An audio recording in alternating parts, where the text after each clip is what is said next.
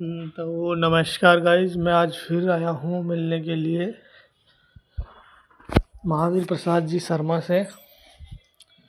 तो शर्मा जी आज देखते हैं क्या कर रहे हैं। पोतियाँ खुली हुई है, लुकिंग आज अलग ही लग रही है, पूरे राजस्थानी परिधान में है। तो नमस्कार शर्मा जी। हाँ जी, नमस्कार नमस्कार। आज क्या कर रहे हैं आप? आज कुछ अलग कर रहे हैं। आज देखिए गाइस, आपको तो राइटिंग क्या बात सही समझ में नहीं आएगी पर हाँ हाँ हाँ, ये क्या है, पुरानी राइटिंग है। अच्छा अच्छा। तो आज कर रहे हैं हम कुछ। इंग्लिश मीडियम के बच्चों के समझ में नहीं आएगी हाँ, ये पुराने ज़माने की पुरानी लिपि, पुरानी पुरानी जमीन, भाषा। हाँ हाँ। तो कैसे हैं शर्मा जी आप? बस बहुत ही ठीक। अलग अंदाज में लग रहे हैं आज तो, राजस्थानी सापा आपा पहन के। हाँ, वो थोड़ा गांव गए थे ना हम, हमारा एक प्रोग्राम था। अच्छा तो हमारे मित्र के बच्चे का, जी। तो उनके उस प्रोग्राम में गए थे।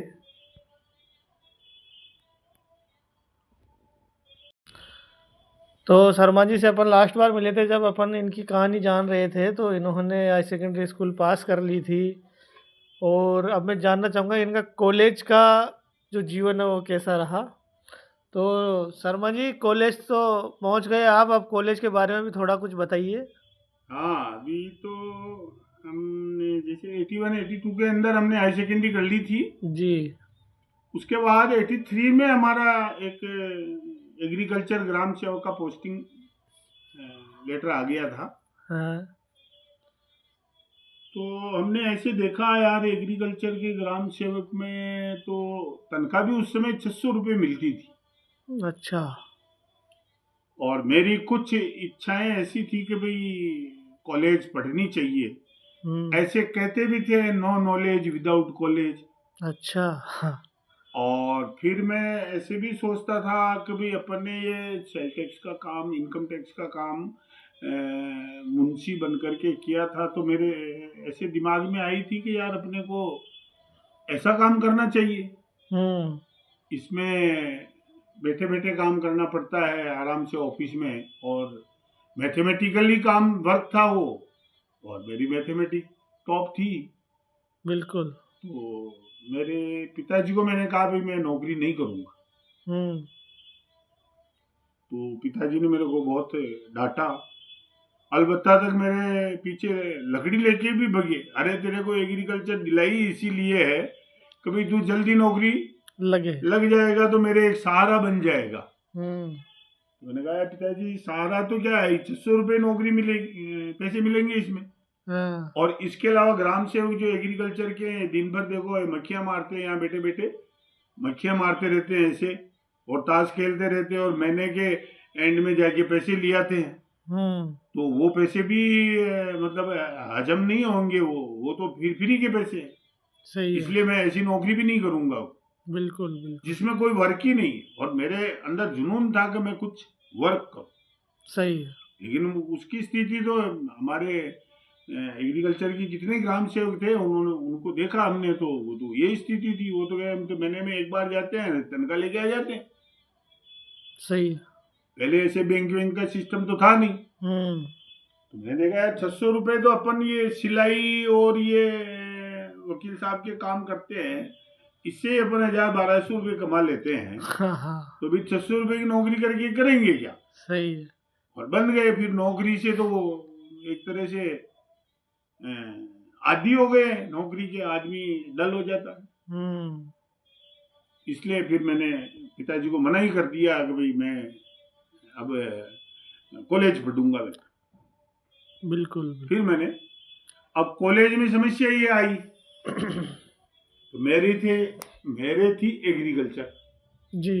और केकड़ी में एग्रीकल्चर नहीं थी। नहीं है। अब करें तो क्या करें। लेकिन उधर सेल टैक्स के लिए ये था कि भाई, इनकम टैक्स सेल टैक्स के लिए कि भाई कॉमर्स वाला स्टूडेंट चाहिए। हुँ। वहाँ कॉमर्स थी। तो हमने जाके कॉलेज में पता किया, भाई हमारे को दे दोगे क्या कॉमर्स। तो उन्होंने कहा दे देंगे। तो हमने कॉमर्स ले ली। कॉमर्स ले ली। तो फिर कॉमर्स ले लिया आपने आखिरकार, हाँ? हाँ, कॉमर्स ले ली थी। अब कॉमर्स में भी हम ऐसे जो स्टूडेंट थे, हम्म। तो वो करीब लगभग लगभग 52, हाँ 52 स्टूडेंट थे हम, जिसके अंदर लगभग 20 एक स्टूडेंट हम एग्रीकल्चर के थे जी। और बाकी कॉमर्स के थे। हम जाने लग गए पढ़ने के लिए और कॉलेज में एडमिशन हो गया। अब मेहनत तो ज़्यादा करनी थी क्योंकि पहले कॉमर्स थी नहीं। आप तो एग्रीकल्चर से कॉमर्स में आए। हाँ हाँ हाँ, कॉमर्स में। और हमारी नौकरी और सिलाई बरकरार रखी। बिल्कुल।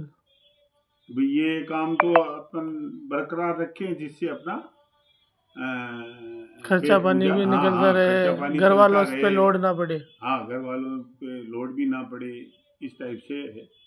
और फिर हमारे छोटे 2 ब्रदर थे, वो भी आ गए वहीं पढ़ने के लिए।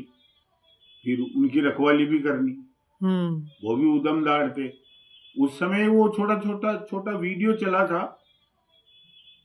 वीडियो वीडियो दिखाते थे जगह जगह, वो ऐसे हॉल बना दिए थे, वो चला था उस समय। तो ये छोटे मेरे भाई थे जो दोनों, ये उस वीडियो के आदी हो गए, जो ये दोनों वो 50-50 पैसे में दिखाते थे उस समय। अच्छा। तो वो उस वीडियो हॉल में जाके बैठ जाते थे। हम्म। तो उनको ढूंढता था मैं बार बार हाँ। जाके कि वो कहाँ चले गए। हाँ। कॉलेज से आके आने के बाद में मैं देखता कि दोनों कहाँ स्कूल गए कि नहीं गए। तो पास में ही वो वीडियो पार्लर थे बने हुए, तो उसमें जाके देखता, वहां बैठे मिलके। उनकी इच्छा ही नहीं थी पढ़ने की, बस वो जाते और वीडियो गेम देखते। हाँ।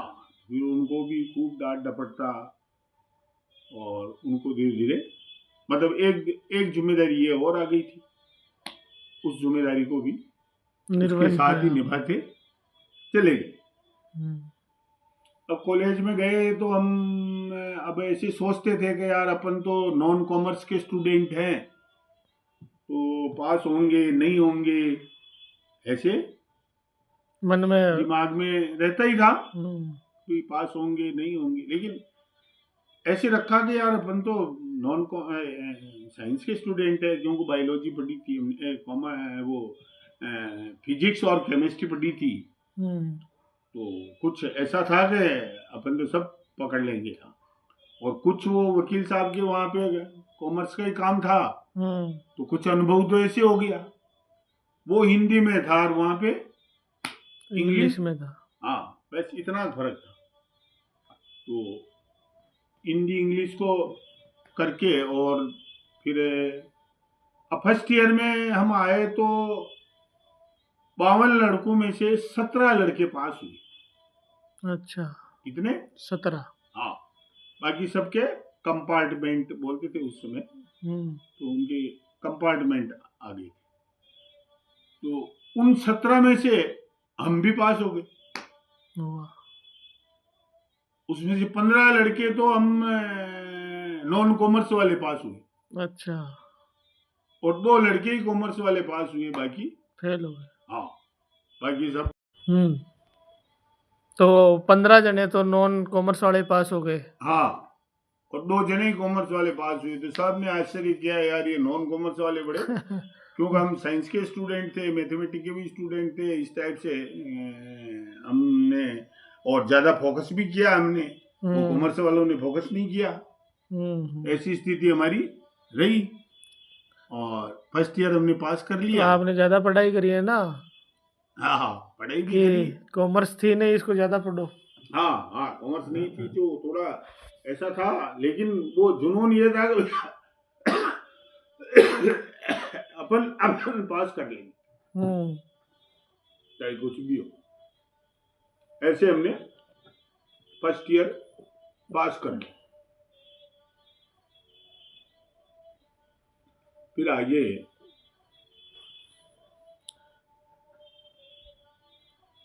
फर्स्ट ईयर के बाद बेरोजगार का एक स्कीम चली थी सरकार की उस समय, शिक्षित बेरोजगार को लोन मिले। लोन देंगे। हाँ, तो हमने देखा यार लोन तो ले ले, शिक्षित बेरोजगार का लोन है जिसमें छूट भी है, ऐसा है। तो हमने एक फार्म भर दिया। हमारे गांव में क्या समस्या थी कि वो खाद बीज ये जो दवाइयों की दुकान नहीं थी, तो किसान लोग बहुत परेशान होते थे। तो मैंने सोचा खाद बीज का अपन दुकान डाल लेते हैं, दुकान डाल देंगे, वहां पे जो चलती रहेगी। फिर हमने वहां पे खाद बीज शिक्षित बेरोजगार का लोन 15,000 रुपये मिल गया आपको? मिल गया। 15,000 का लोन मिला तो पहले तो ऐसे विचार करने लगे यार क्या करें 15,000 को। और उस जमाने में 15,000 रुपये बहुत मायने रखता था, बहुत मायने रखता था। तो उसकी वजह से मेरे को नींद भी नहीं आती थी। 15,000 रुपये विचार आता था अभी इसका क्या करें, सही है, इसका अब क्या करें। तो फिर हमने अंत में कि हमारा मित्र था जगदीश बब्बीवाल, तो उसने सलाह दी थी कि वो क्लास फेलो भी था और मित्र था अच्छा, तो उसकी दुकान थी खाद बीज दवाई। तो उसने सलाह दी कि यार ये चलो आपका ये करा देते हैं रजिस्ट्रेशन वगैरह, वो इनका वो जो खाद बीज का रजिस्ट्रेशन होता है तो उसमें उन्होंने करा दिया और सारी नॉलेज भी दे दी और आपको खाद बीज भी हम भेज देंगे, ऐसे उन्होंने बता दिया। हमारी मदद की, अच्छी मदद की उन्होंने और अच्छा हमारा व्यवहार था। तो खाद बीज की दुकान खोल ली हमने। ऐसे 2-3 साल वो दुकान भी चली और हम भी पढ़ते रहे। ऐसे करके हम धीरे धीरे कॉलेज से ग्रेजुएशन में पहुंच गए। और फिर हमने 1985 में ग्रेजुएशन 85-86 में ग्रेजुएशन कर ली थी। ग्रेजुएशन करने के बाद फिर तो गांव आ गए वापस।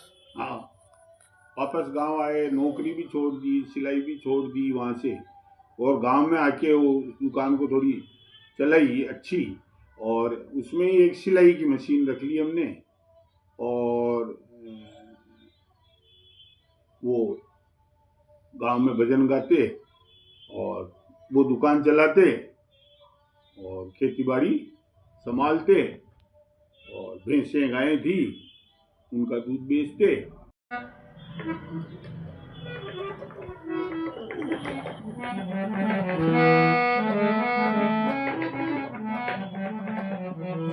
वो सिलेक्टेड किए, वो भी चुना भी न करें किसी ने। लगभग 86 एक साल हम रहे थे गांव में। इसके बाद का एपिसोड आगे दिखाएंगे।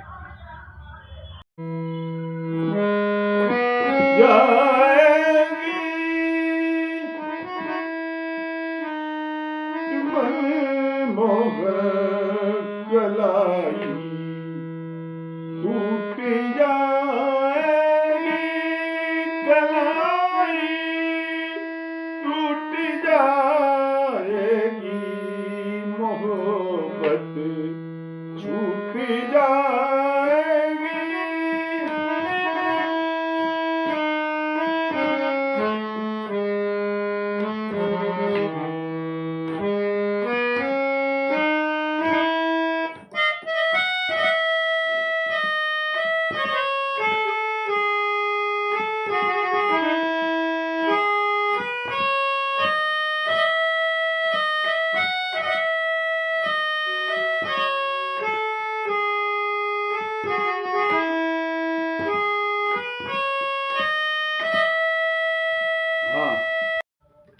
तो गाइस, जैसा कि आपको पता है हम हर बार इनसे मिलने आते हैं शर्मा जी से, और एक नई धुन आपको दे के जाते हैं और आपको बतानी होती है कि ये कौन सी धुन है। तो थोड़ा सोचिएगा, विचारिएगा, दिमाग पे जोर लगाइएगा और बताइएगा कि ये कौन सी धुन है।